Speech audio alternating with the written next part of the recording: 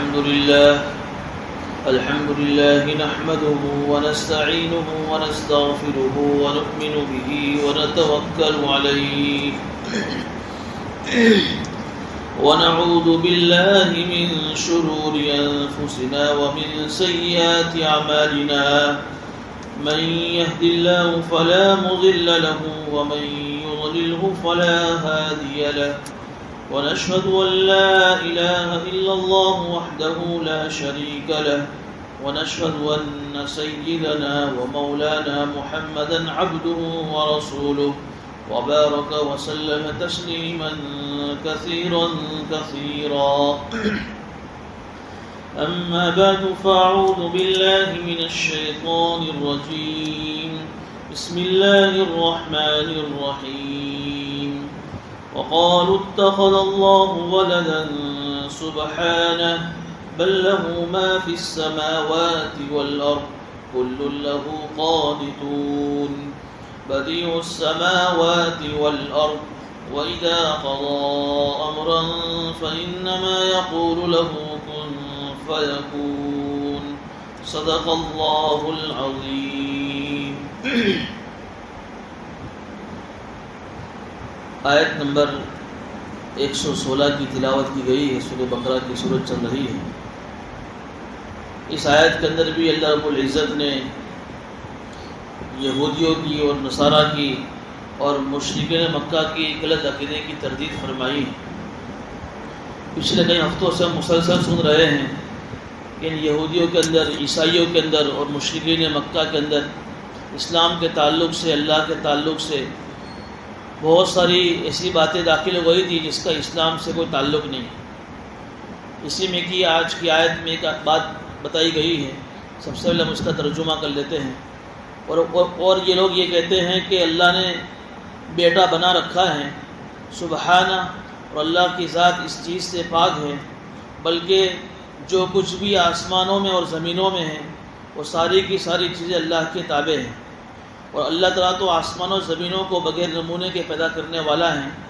جب وہ کسی چیز کے پیدا کرنے کا ارادہ کرتا ہے تو اس کا یہ کہنا کافی ہوتا ہے کن ہو جا تو وہ چیز ہو جاتی ہے. یہودیوں کے اندر ایک گروہ تھا. انہوں نے حضرت عزیر علیہ السلام کو، جو اللہ کے نبی ہیں، ان کے تعلق سے ان کا یہ عقیدہ تھا کہ اللہ کے بیٹے ہیں. آپ قرآن کریم میں دوسری جگہ سنیں گے وقالت اليہود عزیر ابن اللہ. یہودی یہ کہتے ہیں کہ عزیر علیہ السلام اللہ کے بیٹے ہیں. اس طریقے سے عیسائیوں کے اندر تو آپ نے عقیدہ سنا ہی ہے وقالت النصارى المسیح ابن اللہ، کہ عیسیٰ علیہ السلام اللہ کے بیٹے ہیں.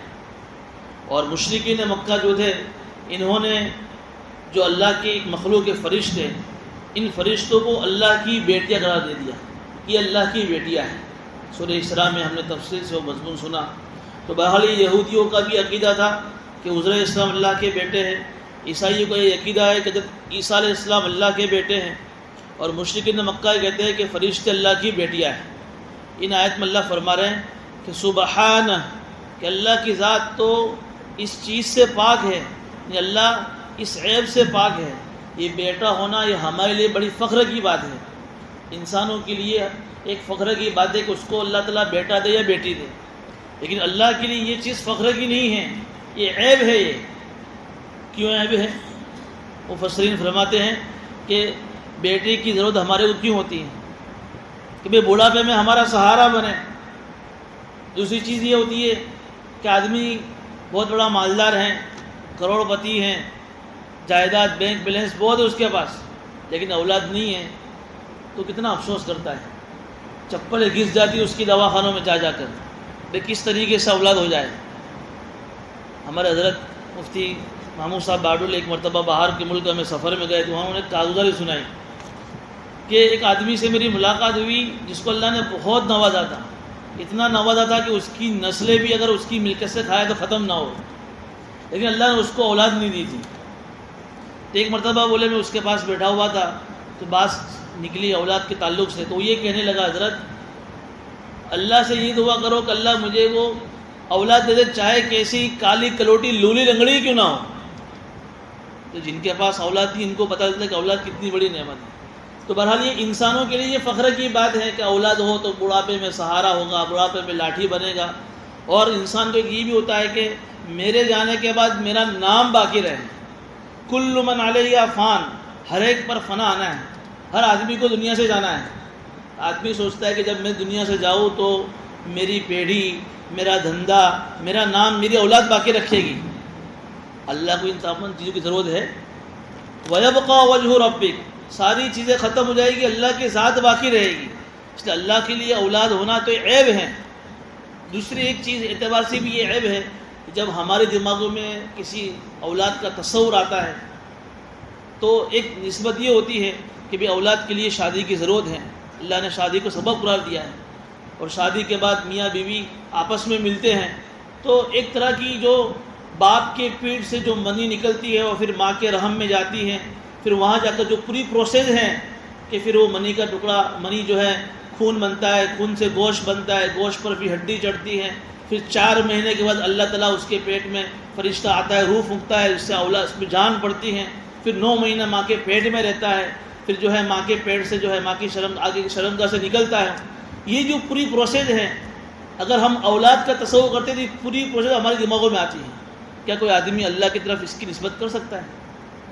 تو اللہ تعالیٰ یہی کہہ رہے ہیں کہ کس طریقے سے یہ لوگ اللہ کی طرف اولاد کی نسبت کرتے ہیں۔ سبحانہ، کہ اللہ کی ذات تو اس سے پاک ہے۔ اس لیے جب سورہ اخلاص کی تفسیر آئی تھی وہاں ہم نے بتایا تھا قل هو اللہ احد اللہ الصمد۔ صمد جو ہے نا، صمد ایک ایسا لفظ ہے عربی کا جس کا اردو میں کوئی ترجمہ ہی نہیں ہو سکتا ہے، پھر بھی مفسرین اس کا ترجمہ کیا ہے کہ اللہ کی ذات، حضرت شیخ زکریا نے اس کا ترجمہ کیا ہے البیلی ہے۔ البیلی کا مطلب یہ ہوتا ہے کہ ساری چیزوں کو، ساری مخلوق کو اس کی ضرورت ہو، اس کو کسی کی ضرورت نہ ہو، یہ ہے اللہ۔ لیکن یہ جن کے دماغوں کے اندر یہ فطور تھا کہ بھئی اللہ کے تعلق سے، تو انہوں نے اللہ کے لیے اولاد قرار دے دیا۔ کتنی خطرناک چیز ہے یہ، چیز حدیث شریف میں آتا ہے، اللہ کہہ رہے کہ کذبنی ابن آدم، کہ ابن آدم نے مجھے جھٹلایا، حالانکہ اس کے لیے مناسب نہیں تھے کہ وہ مجھے جھٹلاوے۔ پھر آگے فرمایا کہ ابن آدم مجھے گالی دیتا ہے، حالانکہ اس کے لیے مناسب نہیں کہ وہ مجھے گالی دے۔ فَأَمَّا تَكْذِيبُهُ، یعنی اس کا جھٹلانا یہ ہے کہ وہ یہ کہتا ہے کہ اللہ مجھے دوبارہ زندہ نہیں کرے گا۔ دنیا میں جتنی بھی قومیں اسلام کے علاوہ، یہ مشرکین مکہ اور جو کفار مکہ اور جو بھی ہیں، وہ لوگ کیا کہتے ہیں کہ قیامت نہیں آئے گی، یہ آئے گی بھی، دنیا ختم ہو جائے گی لیکن قیامت نہیں آئے گی، انسان کو اللہ دوبارہ زندہ نہیں کرے گا۔ اللہ کہہ رہے کہ یہ میرے تعلق سے یہ جھوٹ بولتا ہے۔ اس لیے قرآن کریم میں جہاں مکی صورتیں وہاں اللہ اس مضمون کو کھول کے بیان فرمائے کہ جو اللہ تعالیٰ پہلی مرتبہ انسان کو پیدا کر سکتا ہے، دوبارہ اس کے لیے پیدا کرنا کیا مشکل ہے۔ اور آگے اللہ فرمایا، حدیث میں آتا ہے کہ انسان مجھے گالی دیتا ہے ابن آدم۔ کیا مطلب گالی دینے کا؟ کہ میری طرف اولاد کی نسبت کرنا گویا مجھے گالی دینا ہے، اور یہ بڑی خطرناک چیز۔ اس سے اگر اللہ تعالیٰ اس کی وضاحت فرما رہے سبحانہ، کہ اس کی ذات تو ہر عیب سے پاک ہے۔ اس لیے یہ سبحانہ کا جو ترجمہ ہے جو ہم تیسرے کلمے میں پڑھتے ہیں، سبحان اللہ والحمد للہ ولا الہ الا اللہ واللہ اکبر، تو یہ سبحان اللہ بھی اللہ کی تعریف میں داخل ہیں۔ جہاں ہم یہ کہتے ہیں کہ الحمدللہ تمام تعریف اللہ کے لیے ہیں، ولا الہ الا اللہ اللہ کے علاوہ کوئی عبادت کے لائق نہیں، اللہ اکبر اللہ سب سے بڑا، یہ جو کلمات اللہ کی تعریف میں ہیں، سبحان اللہ یہ بھی اللہ کی تعریف میں داخل ہیں۔ اس لیے کہ اللہ کی تعریف اسی وقت مکمل ہوگی جب ہم اللہ کے بارے میں ہمارا یہ تصور ہو کہ اللہ ہر عیب سے پاک ہے، تب جا کر اللہ کی تعریف۔ اس لیے تو تیسرے کلمے کا ورد علماء نے بتایا کہ صبح شام 100 مرتبہ اس تیسرے کلمے کا ورد کریں، اس میں اللہ کے چاروں کلمات میں اللہ کی تعریف آ جاتی ہے، اور جو آدمی صبح شام اللہ کی تعریف نہ کرے وہ اللہ کا ناشکر ہے۔ اس لیے یہ نیت کرے کہ صبح شام 100 مرتبہ ہم اس تیسرے کلمے کو پڑھیں گے، اس میں سارے اللہ کی خوبیاں اور اللہ کی تعریف آ گئی۔ اب آگے کی آیت میں اللہ تعالیٰ کی 4 اہم صفتوں کا تذکرہ ہے۔ اللہ تعالیٰ کہہ رہے ہیں کہ اچھا یہ لوگ اولاد کی نسبت میری طرف کرتے ہیں تو سن لو، بل لہو ما فی السماوات والارض، اللہ کا اپنے بندے سے تعلق اولاد کا نہیں ہے، اللہ کا اپنے بندوں سے اور پوری دنیا سے تعلق مالک اور مملوک کا ہے۔ اللہ مالک ہیں، پوری دنیا اللہ کی مملوک ہیں، پوری دنیا اللہ کے زیر انڈر ہے، زیر نگرانی ہے۔ اگر اولاد کی نسبت اللہ کی طرف کر حضرت عزیر علیہ السلام کو، حضرت عیسیٰ علیہ السلام کو ان فرشتوں کو اللہ کی ہم بیٹیاں مانیں تو ظاہر میں کیا ہوگا؟ یہ سب بھی اللہ ہیں، حالانکہ یہ سب اللہ نہیں ہے، پھر اللہ کو 2-3 خدا ماننا لازم آئے گا، تو اللہ کی وحدانیت پھر کہاں باقی رہے گی؟ تو اللہ کہہ رہے ہیں کہ پوری دنیا کا میرے سے جو تعلق ہے وہ مالک و مملوک کا ہے، بل لہ ما فی السماوات والارض، کہ آسمانوں میں اور زمینوں میں جو چیزیں ہیں سب اللہ کی مالک ہیں، اور اللہ ایسے مالک ہیں۔ اللہ کی دوسری صفت کل اللہ قانتون، کہ وہ ساری کی ساری اللہ کے تابع ہیں۔ ایک ہے امر تکوین، ایک ہے امر تشریع۔ ظاہری اعتبار سے اللہ نے ہمیں جو شریعت دی ہے، اس شریعت پر چلنے کے لیے اللہ نے ہم سب کو پابند تو بنایا ہے، لیکن ایسا پابند نہیں بنایا کہ زبردستی اللہ تعالیٰ ہم کو مسلمان بنایا ہے۔ اس کو سمجھنے کی چیز ہے، بار بار میں جب یہ الفاظ آتے ہیں میں اس کو کھول رہا ہوں۔ ایک آدمی، اللہ ہی چاہتا ہے کہ ایک آدمی اپنے اختیار سے مسلمان بنے، ایک آدمی اپنے اختیار سے نمازی بنے، ایک آدمی اپنے اختیار سے شریعت اور سنت کا پابند بنے۔ ایسا نہیں ہوگا کہ کوئی آدمی فجر کی نماز نہیں پڑھے گا تو اللہ تعالیٰ زبردستی اس کے بستر پر سانپ بچھو چھوڑ دیں گے، ایسا ہوتا ہے؟ کبھی نہیں ہوگا ایسا نہیں ہوگا کہ کوئی آدمی جو ہے اللہ کے جتنے بھی احکام کو ادا نہیں کرتا ہے تو اللہ تعالیٰ اس کو کوئی عذاب دنیا میں بھیج دے گا، ایسا نہیں ہوگا، ورنہ پھر کوئی مطلب نہیں رہے گا اس کو آخرت میں جو ہے بدلہ دینے کا۔ تو تشریع جو احکام ہیں، شریعت کے جو مسائل ہیں، ظاہری جو احکام ہیں، اس میں تو اللہ تعالیٰ نے انسان کو اختیار دیا ہے۔ حضرت علی سے ایک مرتبہ پوچھا ایک آدمی نے کہ انسان کو اللہ نے کتنا اختیار دیا ہے اس دنیا میں، تو حضرت علی نے فرمایا کہ ایک پیر ادھر کر، اس نے ایک پیر ادھر کیا، پھر فرمایا کہ دوسرا ادھر کر، کہ دوسرا نہیں کروں گا گر جاؤں گا، بس اتنا اختیار ہے تیرے کو، اللہ نے ہاتھ دیے ہیں، تو چاہے تو اس ہاتھ سے کسی غریبوں کی مدد کرے، سیوا کرے، اور تو چاہے تو اس ہاتھ سے کسی پر ظلم کرے، اتنا اختیار ہے۔ وہ بھی اس دنیا کی زندگی میں، اس دنیا میں آنے سے پہلے بھی اس کے پاس اختیار نہیں تھا، اور اس دنیا سے جانے کے بعد بھی اس کے پاس کوئی اختیار باقی نہیں رہے گا۔ ماں کے پیٹ پہ جب ہم تھے ہمارے پاس کوئی اختیار نہیں تھا کہ میں مرد بنوں، عورت بن کر آؤں، کیسا بن کر آؤں، نیک بن کر آؤں، کیسا بن کر آؤں۔ اللہ نے جیسا چاہا جب چاہا ہم کو پیدا کر دیا، لیکن دنیا میں اللہ نے اختیار دیا۔ یہ ہے امر تشریع کہ شریعت کے معاملے میں اللہ نے انسان کو اختیار دیا ہے۔ ایک ہے امر تکوین، جو دنیا اللہ چلا رہے ہیں، اس دنیا کی چلانے میں اللہ کا ایک غیبی نظام ہے، اس غیبی نظام میں پوری دنیا اللہ کے تابع ہے۔ مثال کے طور پر اللہ نے جب سے آسمان کو بنایا ہے، اور جس مقصد کے لیے اللہ نے آسمان کو بنایا ہے، آج تک آسمان نے اللہ کی نافرمانی نہیں کی۔ زمین کو اللہ نے جس مقصد کے لیے بنایا، چاند کو، سورج کو، ستاروں کو، دنیا کی ساری چیزوں کو، جن جن مقاصد کے لیے اللہ نے بنایا ہے، آپ نے آج تک نہیں سنا ہوگا کہ آج سورج نہیں نکلا، آج چاند نہیں نکلا۔ سورج گرہن اپنی جگہ پر ہے، چاند گرہن اپنی جگہ پر، وہ نکلتا ہے لیکن وہ بے نور ہو کر نکلتا ہے، لیکن نکلتا ضرور ہے۔ جب تک اللہ کا حکم نہیں آئے گا تب تک یہ اپنی مرضی سے نکلتے رہیں۔ اس طریقے سے انسان کے لیے بھی اللہ نے ایک اختیار اپنے حد تک رکھا ہے، باقی انسان کو اللہ کی، جب انسان کی اس دنیا کی زندگی جب ختم ہوگی، جب ملک الموت اس کے پاس آئیں گے تو کیا انسان کے پاس اختیار باقی رہے گا؟ جانا ہی جانا ہے، ایک گھڑی نہ آگے ایک گھڑی نہ پیچھے۔ اللہ کی صفت بیان ہو رہی ہے کہ تم لوگ جس اولاد کی نسبت اللہ کی طرف کر رہے ہو، وہ اللہ تو ایسا ہے کہ کل لہ قانتون، کہ ساری مخلوق اس کے تابع اور اس کی فرما بردار ہیں۔ آگے اللہ کی تیسری صفت بدیع السماوات والارض، وہ اللہ کیسا ہے؟ آسمان اور زمین کو بغیر نمونے کے پیدا کرنے والا ہے۔ یہ اللہ کی ایک اہم صفت ہے۔ ایک صفت ہم سنتے ہیں خالق، اس کا بھی ترجمہ ہم کرتے ہیں پیدا کرنے والا۔ بدیع، اس کا بھی ہم ترجمہ کرتے ہیں پیدا کرنے والا۔ یہ علماء نے دونوں میں فرق کیا ہے۔ صفت بدیع جو ہے یہ اللہ کی وہ صفت ہے کہ اللہ تعالیٰ بغیر کسی سیمپل کے، بغیر کسی نمونے کے کوئی چیز پیدا کرے۔ بھائی آسمان کا کوئی سیمپل تھا اللہ کے پاس؟ اللہ نے اپنے بغیر سیمپل کے، بغیر کسی چیز کے اللہ نے پیدا کیا، یہ ہے بدیع۔ زمین کو اللہ نے بغیر سیمپل کے بنایا۔ دنیا کی ساری چیز جو پہلی مرتبہ انسان کو اللہ نے کیسے بنایا؟ بغیر سیمپل کے تو بنایا۔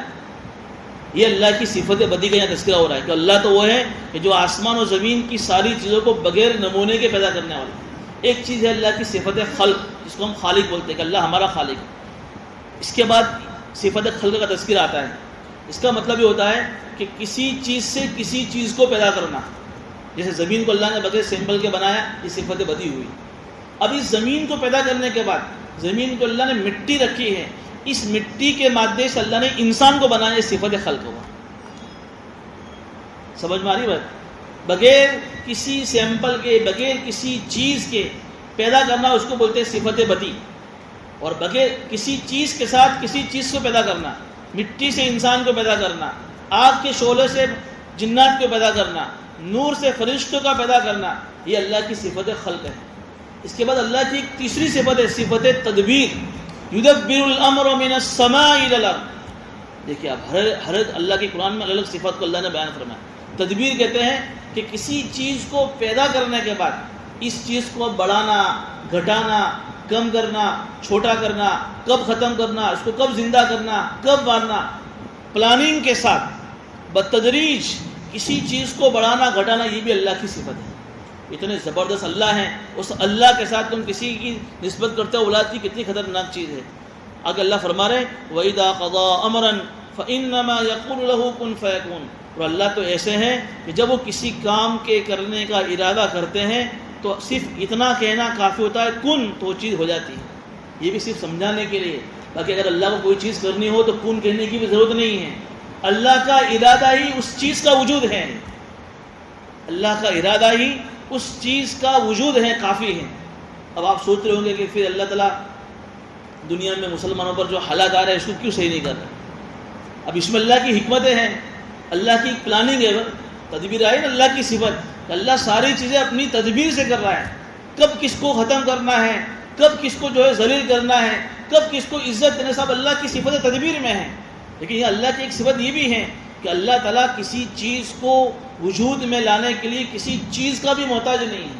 یہ اللہ کا ایک قانون ہے، یہ اللہ کی ایک سنت ہے کہ اللہ دنیا کو اسباب سے چلاتے ہیں.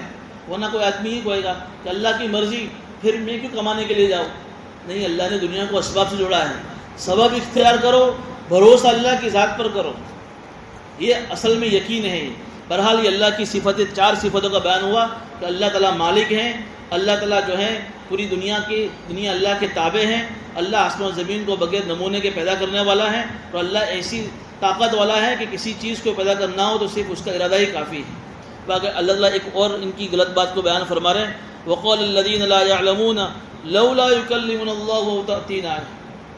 اب یہ مشرکین مکہ کبھی کبھی حضور کی خدمت میں آ کر یہ کہتے تھے کہ یار اللہ ہم سے ڈائریکٹ کیوں بات نہیں کرتا ہے. یہ بات پہلے بھی آ گئی ہے. کوئی چیز ماننی نہ ہو تو پھر آدمی اس میں اعتراض کرتا ہے، واضح وجہ کے آدمی نکالتا ہے. بس مشرکین مکہ کا بھی یہی طرز تھا. اللہ کی ذات پر بھروسہ نہیں تھا، ایمان نہیں لانا تھا. 360 بت جو کعبہ میں رکھے تھے بس اسی کے ساتھ چلنا تھا. تو ایسی ایسی حرکتیں کرتے تھے. لا یعلمون لولا، اللہ فرمایا کہ جو لوگ جاہل ہیں وہ آ کر آپ سے ایسا کہہ رہے ہیں کہ لولا یکلمنا اللہ، اللہ ہم سے کیوں ڈائریکٹ بات نہیں کرتا.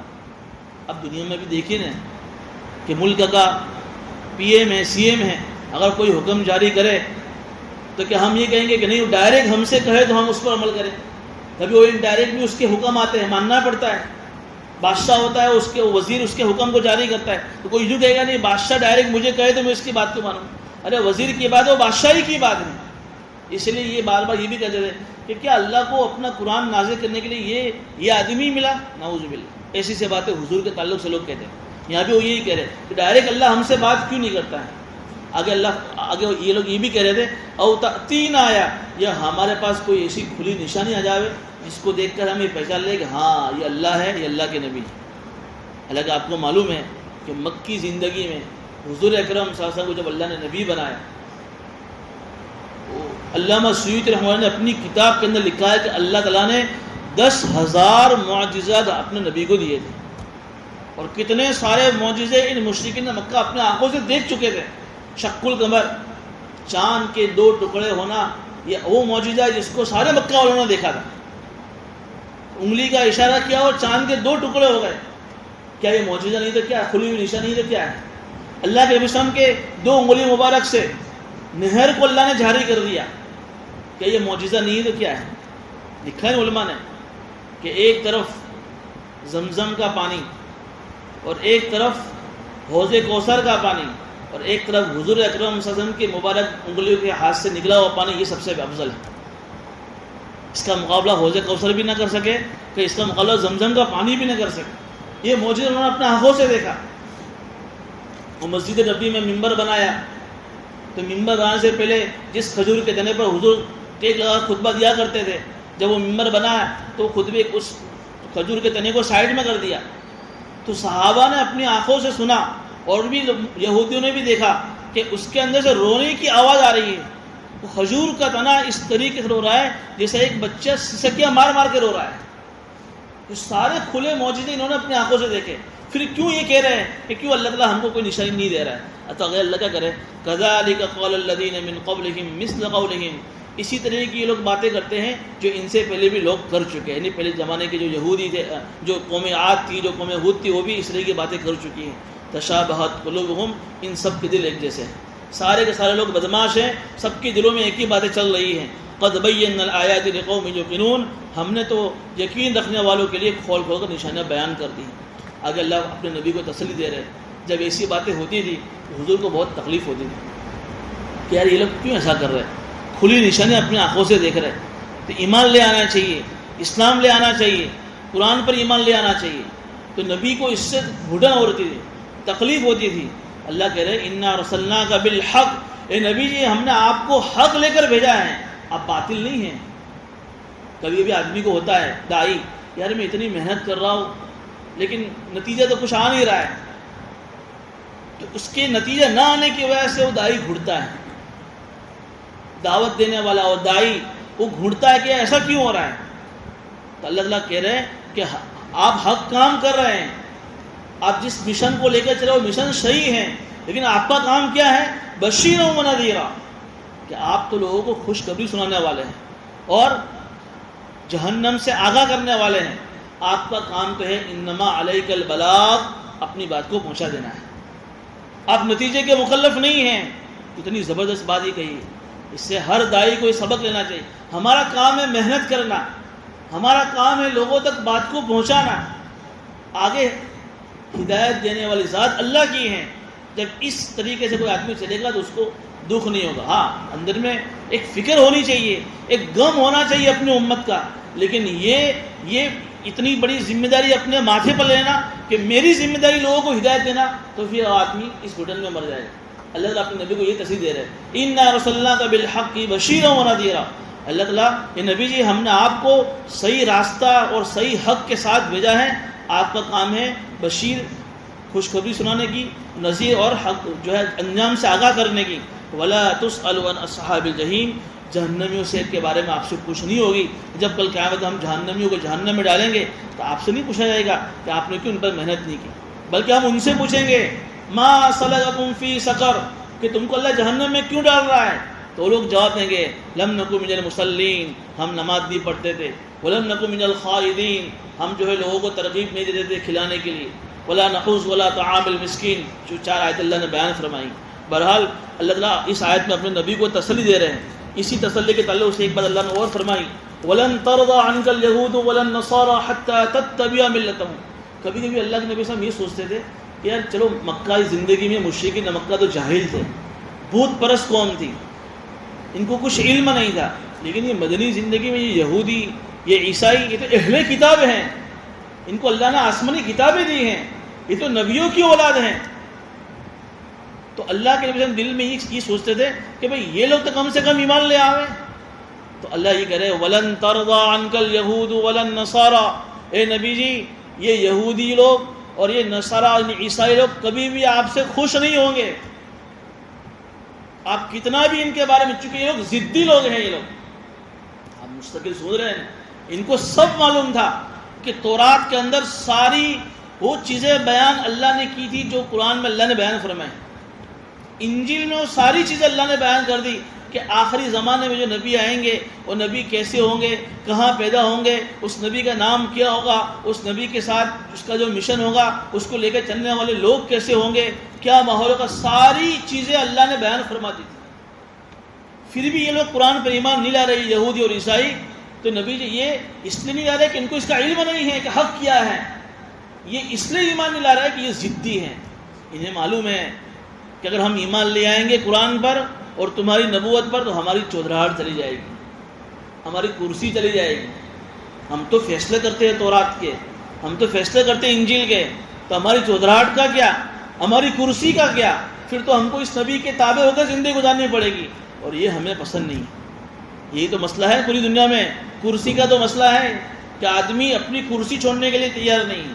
حق آ جانے کے بعد بھی یہ چیز جو ہے نا یہودیوں میں تھی. وَلَن تَرْضَىٰ عَنْكَ الْيَهُودُ وَلَا النَّصَارَىٰ کہ یہودی اور عیسائی لوگ نبی جی آپ سے ہرگز خوش نہیں ہوں گے. ہاں ایک بات ہے, ان کو خوش کرنا ہو تو کیا کرنا پڑے گا؟ حَتَّىٰ تَتَّبِعَ مِلَّتَهُمْ آپ کو یہودی بننا پڑے گا.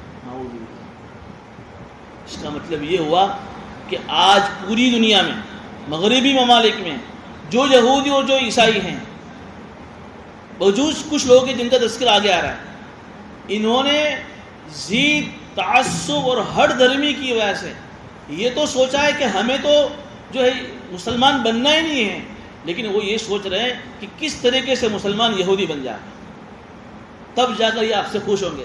اس لیے آپ یہ دیکھ رہے ہیں نا کہ جتنی بھی جو عیسائی مشنری جو قائم ہو رہی ہے, جو رفائی جو تنظیمیں ہیں, وہ ایسے خدمت نہیں کر رہی ہو. پھر کیوں ضرورت تھی ان کو اسکولوں میں مدر ٹریسا کے فوٹو لگانے کی؟ کیوں ضرورت تھی ان کو اپنے رفائی تنظیموں میں عیسائی اسلام کے فوٹو لگانے کی؟ کیوں ضرورت تھی ان کو اپنی اسکولوں کے اندر میری مریم کی فوٹو لگانے کی؟ کیوں ضرورت تھی ان کو ایسے اسپتالوں کھول کر ایسی لڑکیوں کو بٹھانے کی کہ جو اس طریقے سے خدمت کر رہی ہے بے لوث فری میں, کہ ایک وہ عورت بھی اتنی خدمت نہ کرے جس کو ہم لاکھ روپے تنخواہ دیں.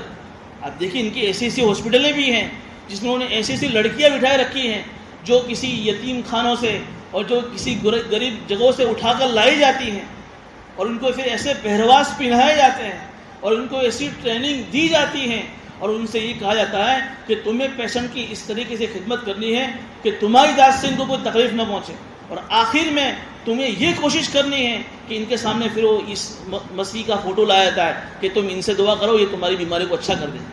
بیماری اچھی ہو نہ ہو لیکن وہ آدمی عیسائی بن کر مر جائے. حَتَّىٰ تَتَّبِعَ مِلَّتَهُمْ جو عیسائی مشنری آج کا ہے, ان کا مقصد ہی یہی ہے. کتنی زبردست بات اللہ نے کہی ہے. آج جو لوگ کہتے ہیں نا کمپرومائز کر لو, تھوڑی سی مسئلہ چلو نا, تھوڑی ہم ان کی بات مان لیں, تھوڑی وہ ہماری بات مان لیں. کیا اگر ہم یہودیوں کی تھوڑی بات مانیں گے تو کیا ہو؟ قرآن تو کہہ رہے کہ وہ آپ سے خوش ہوں گے ہی نہیں. آپ پورے یہودی بن جاؤ تب تک ان کو خوشی ملے گی. آپ پورے عیسائی بن جاؤ تب جا کر ان کا مقصد پورا ہو. قُلْ إِنَّ هُدَى اللَّهِ هُوَ الْهُدَى آگے اللہ فرمائے نبی جی صاف کہہ دو ہدایت تو اللہ ہی کی ہدایت ہے, حق تو اسلام ہی ہے. ڈنکے کی چوٹ یہ کہہ دو, چاہے وہ کتنے بھی جو ہے اپنے یہودیت کے لیے صحیح ہونے کی, اپنی عیسائیت کی صحیح ہونے کی کتنی باتیں تمہارے سامنے رکھے. قُلْ إِنَّ هُدَى اللَّهِ هُوَ الْهُدَى ہدایت تو اسلام ہی ہے, ہدایت تو ایک ہی ہے. ان کے اندر پنپنے کی طاقت کہاں ہے؟ قُلْ جَاءَ الْحَقُّ وَزَهَقَ الْبَاطِلُ کہ باطل کرنے تو طاقت ہے نہیں, وہ تو جو ہے سر نگو ہونے والا ہی ہے, وہ تو ختم ہونے والا ہی ہے. لیکن نبی جی یاد رکھنا, دیکھیے آگے کی آیت ہے نا, پڑھتے بھی ذرا ڈر لگتا ہے, اس کا ترجمہ کرتے بھی کہہ رہے اللہ نبی سے, لیکن نبی سے یہ بات ممکن ہے ہی نہیں. لیکن اللہ تعالیٰ اس نبی کے ذریعے سے پوری انسانیت کو اللہ سنا رہے.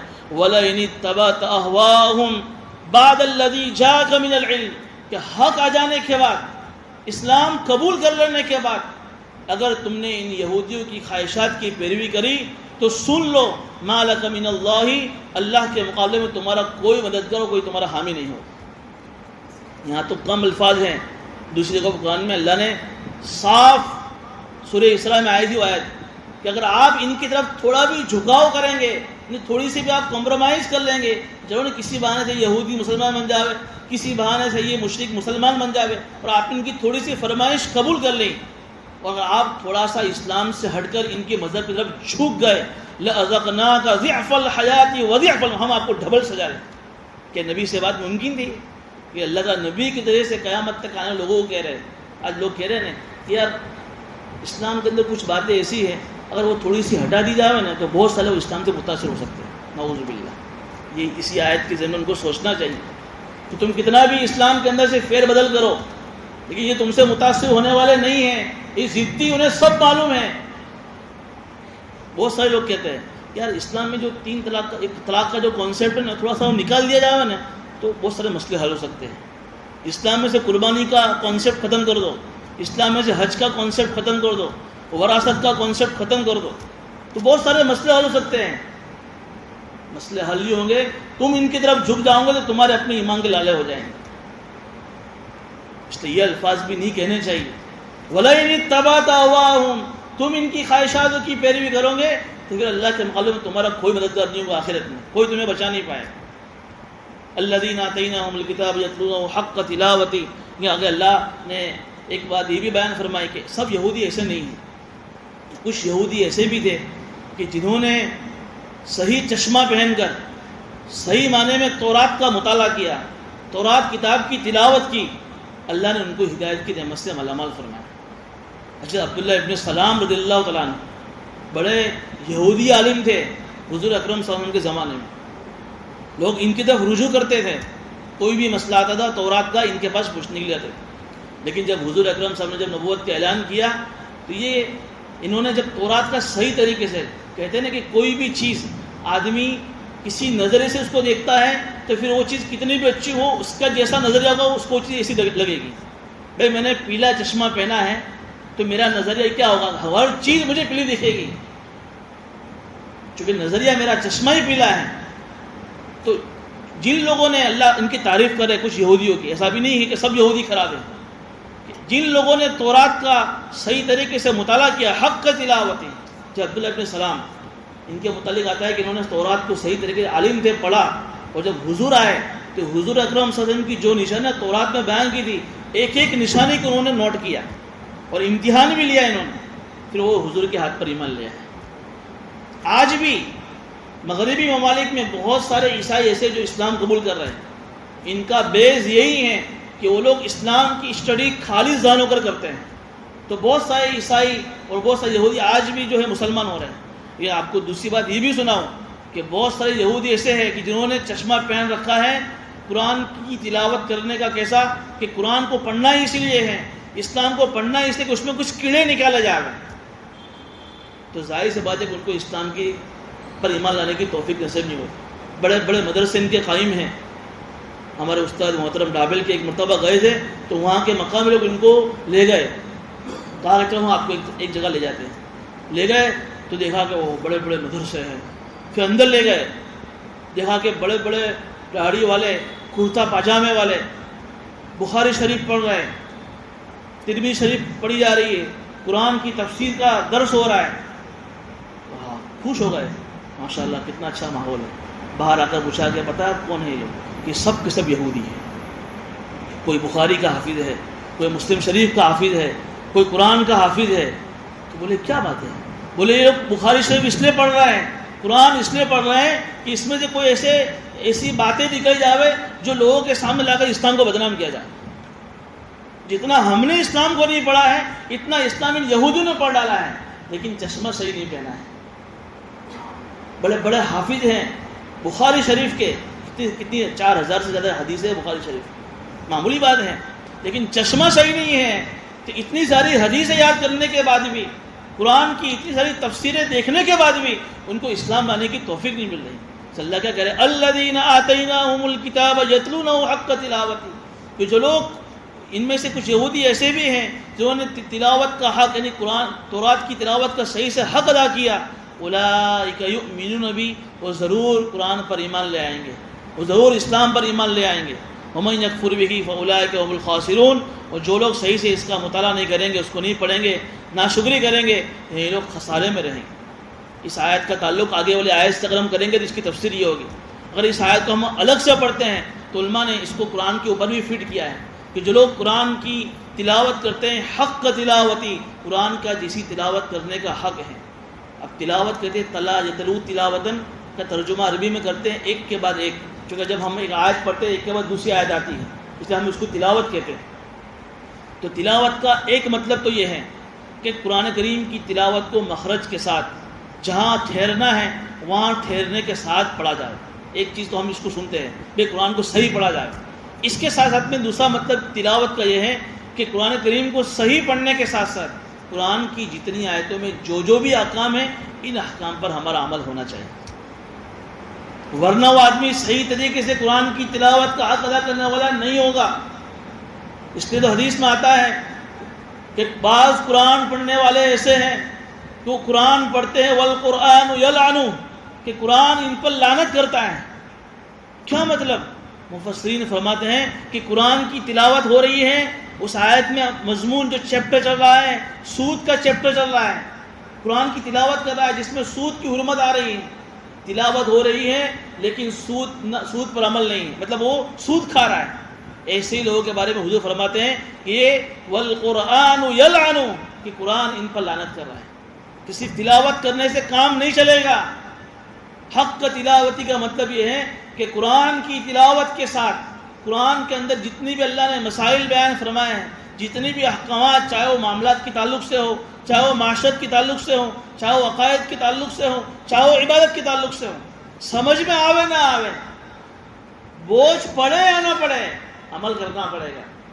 اور صاحب میں تو نماز پڑھوں گا لیکن میرے معاملات صحیح نہیں کروں گا، میری معاشرت صحیح نہیں ہوگی، نماز پڑھ رہا ہوں لیکن میں کسی کے حق مان رہا ہوں، لمبی لمبی تہجد و نفلیں پڑھ رہا ہوں لیکن میرے معاملات خراب ہیں، میرا رہن سہن خراب ہے، تو یہ قرآن کی تلاوت کا صحیح حق نہیں۔ قرآن کہہ رہا ہے والقرآن یلعن، قرآن ان پر لعنت کر رہا ہے۔ اس لیے حدیث میں آتا ہے کہ جو قرآن کو پڑھے اور قرآن کو حلال نہ سمجھے، قرآن کے حرام کو حرام نہ سمجھے، وہ آدمی جو ہے صحیح معنی میں ایمان والا ہے ہی نہیں۔ اس لیے یہ بھی ضروری ہے، یہ ہمارے تعلق سے بھی بات ہے کہ الذین آتیناہم الکتاب یتلونہ حق تلاوتہ، کہ جو لوگ کو اللہ نے قرآن کی نعمت دی ہے وہ قرآن کی تلاوت کے صحیح معنی میں حق ادا کرتے ہیں، اولئک یؤمنون بہ، یہی صحیح معنی میں ایمان والے ہیں، ومن یکفر بہ فاولئک هم الخاسرون، اور جو ناشکری کرتے ہیں، یعنی صرف تلاوت تو کرتے ہیں لیکن عمل نہیں ہے قرآن کے اوپر، فاولئک هم الخاسرون، یہی لوگ نقصان اور خسارے میں ہوں گے۔ اللہ پاک ہمیں بھی صحیح معنی میں قرآن پر عمل کرنے کی توفیق دے۔